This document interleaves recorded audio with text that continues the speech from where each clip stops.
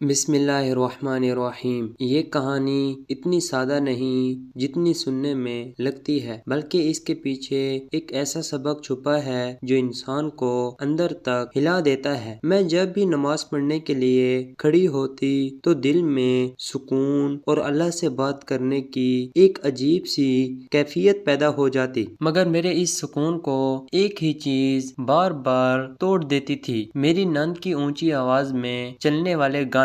وہ جیسے ہی مجھے جائے نماز پر دیکھتی فوراً موبائل اٹھاتی اور گانے تیز کر دیتی، پورا گھر شور سے بھر جاتا اور میرا دھیان بٹ جاتا۔ میں کئی بار اس کے پاس جا کر نہایت نرمی سے کہتی، براہ کرم آواز کم کر دو، میں نماز پڑھ رہی ہوں، مگر وہ میری بات کو ہنسی میں اڑا دیتی۔ کبھی کہتی، تم اپنی عبادت کرو، مجھے جو کرنا ہے کرنے دو، اور کبھی جان بوجھ کر آواز اور بھی تیز کر دیتی۔ وقت گزرتا گیا، دن مہینوں میں بدل گئے، مگر اس کی عادت نہ بدلی، اور میں بھی خاموشی سے صبر کرتی رہی، کیونکہ میں گھر کا سکون خراب نہیں کرنا چاہتی تھی۔ مگر دل کے اندر ایک درد تھا کہ ایک طرف میں اللہ کے سامنے کھڑی ہوں اور دوسری طرف میرے اپنے گھر میں گناہ کی آوازیں گونج رہی ہیں۔ پھر ایک دن ایسا آیا جو میری زندگی کا سب سے عجیب اور خوفناک دن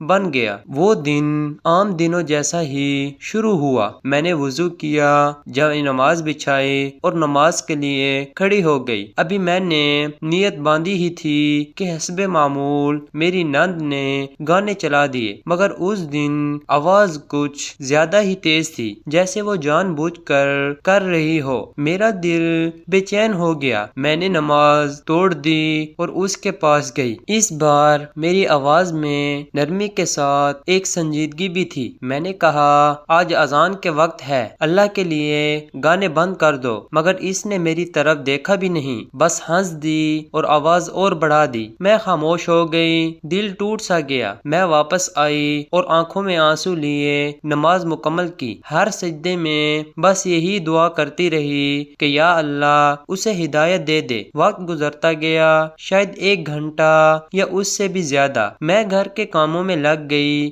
دل ابھی بھی بوجھل تھا۔ پھر اچانک مجھے خیال آیا کہ اسے کھانے پر بلا لوں۔ میں اس کے کمرے کی طرف گئی، دروازہ ہلکے سے کھولا، مگر اندر کا منظر دیکھ کر میری سانس رک گئی۔ میری نند بالکل ساکت پڑی تھی، نہ کوئی حرکت، نہ کوئی آواز۔ میں نے گھبرا کر اسے ہلایا، آواز دی، سن رہی ہو، اٹھو، مگر کوئی جواب نہ آیا۔ میرے ہاتھ کانپنے لگے، دل زور زور سے دھڑکنے لگا۔ میں نے فوراً گھر والوں کو بلایا۔ کچھ ہی لمحوں میں پورا گھر جمع ہو گیا، اور پھر وہ خبر جو کسی نے سوچ بھی نہیں تھی، وہ انتقال کر گئی ہے۔ یہ الفاظ سنتے ہی جیسے وقت تھم گیا۔ ابھی تو وہ گانے سن رہی تھی، ابھی تو ہنس رہی تھی، یہ سب اتنی جلدی کیسے ہو گیا؟ گھر میں کوہرام مچ گیا، رونے کی آوازیں گونجنے لگی۔ رشتہ داروں کو اطلاع دی گئی۔ کچھ ہی دیر میں گھر لوگوں سے بھر گیا۔ ہر کوئی افسوس کر رہا تھا، مگر میرے دل میں ایک عجیب سا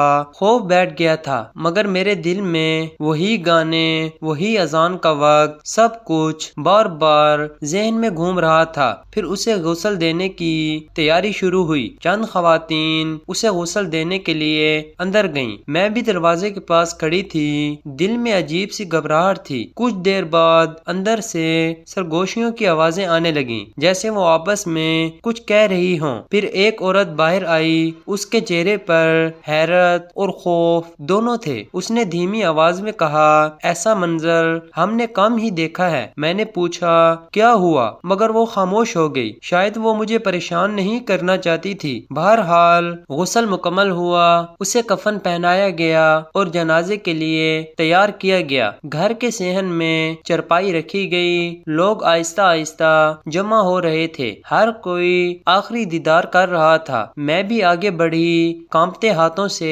کفن کا کونا اٹھایا۔ چہرہ سامنے تھا، مگر نہ جانے کیوں مجھے وہ پہلے جیسا نہیں لگا، جیسے کوئی عجیب سی سختی ہو، ایک انجانا سا تاثر۔ میں پیچھے ہٹ گئی، دل زور زور سے دھڑک رہا تھا۔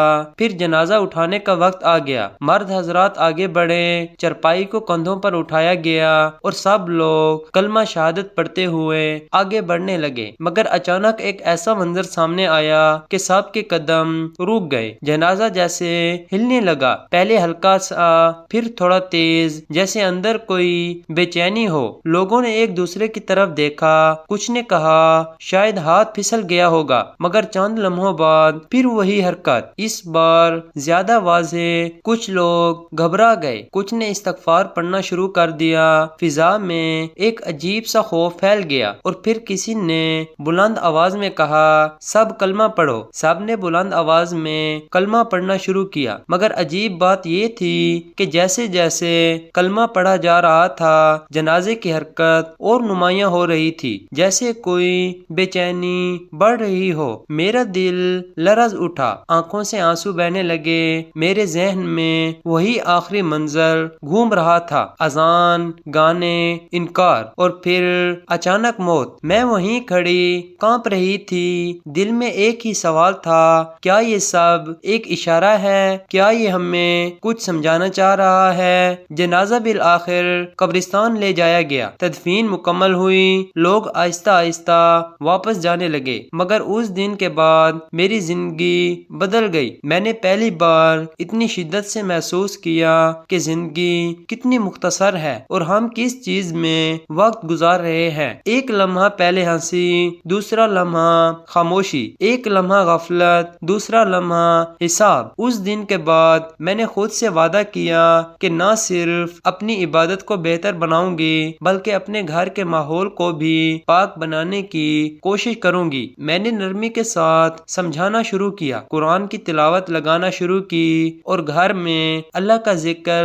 بڑھانے کی کوشش کی، کیونکہ میں نے اپنی آنکھوں سے ایک ایسا انجام دیکھا تھا جو انسان کو ہلا دیتا ہے۔ میں نے یہ بھی سیکھا کہ ہمیں دوسروں کو نصیحت کرتے وقت صبر اور حکمت کا دامن نہیں چھوڑنا چاہیے، کیونکہ ہدایت اللہ کے ہاتھ میں ہے، ہم صرف کوشش کر سکتے ہیں۔ اور آج جب بھی میں نماز کے لیے کھڑی ہوتی ہوں تو دل میں ایک عجیب سی عاجزی ہوتی ہے، آنکھوں کے سامنے وہی منظر آ جاتا ہے اور زبان پر بس ایک دعا ہوتی ہے، یا اللہ ہمیں ہدایت دے، ہمیں غفلت سے بچا اور ہماری موت ایمان کی حالت میں نصیب فرما۔ اور اب آپ سے ایک سوال ہے، اگر آج کی زندگی کا آخری دن ہو تو کیا آپ اس حالت میں اللہ کے سامنے جانے کے لیے تیار ہیں؟